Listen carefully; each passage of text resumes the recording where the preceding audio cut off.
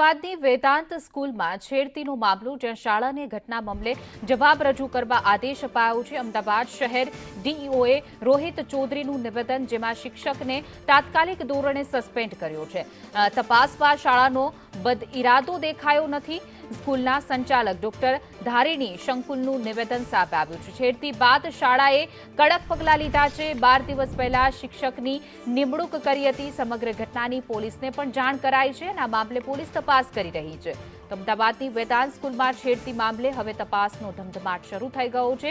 સાથે જ શિક્ષકને તાત્કાલિક ધોરણે સસ્પેન્ડ કરી દેવામાં આવ્યા છે।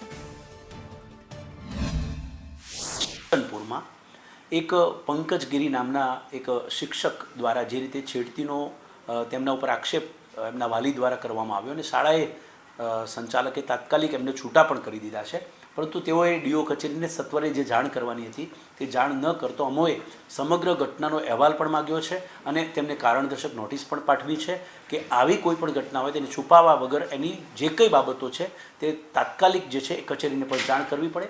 માત્ર 12 દિવસ થયા એવું સંચાલકે મૌખિક અમને જણાવ્યું છે, બાકી હજુ એમની એપોઇન્ટમેન્ટ થઈ એટલા બધા દિવસ પણ થયા નથી। એમનું નામ હતું પંકજગીરી।